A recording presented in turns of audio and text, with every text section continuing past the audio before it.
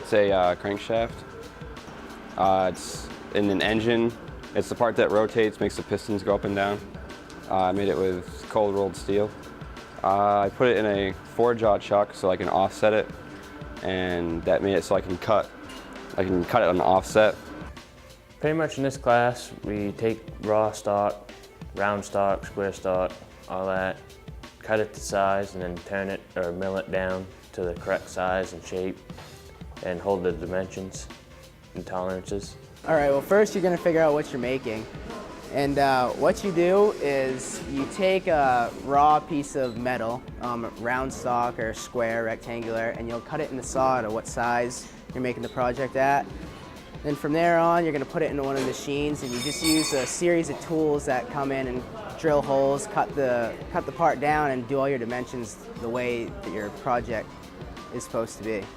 And you kind of, take it one step at a time, and at the end, after you're all done, you'll have a finished part. When I first started, I didn't even know what I was doing.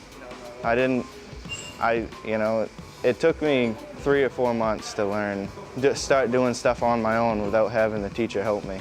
You gotta be interested in the job because it takes a lot of patience to turn and mill the things down to the right dimensions. For the mills, we use an end mill. It's got a 4-flute cutter, carbide usually, or high-speed steel. It's the four cutters on the side of the cutter, 4 raised edges that are sharp, and those are used for the milling.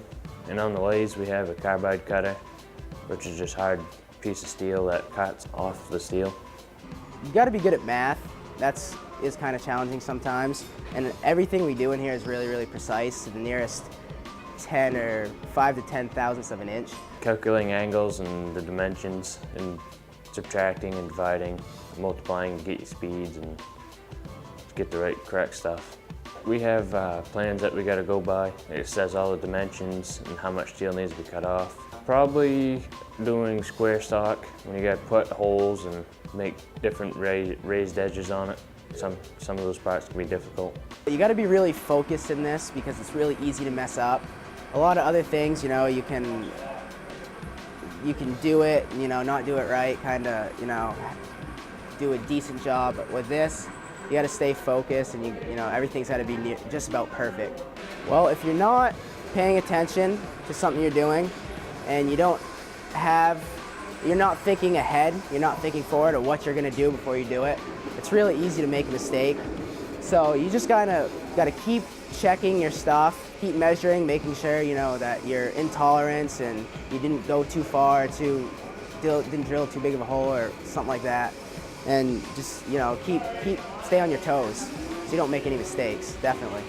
I like it and all, but I think if I was to work in a machine shop, because everything nowadays is all computer technology, so if I was going to do machining, I'd probably want to do how we do it here.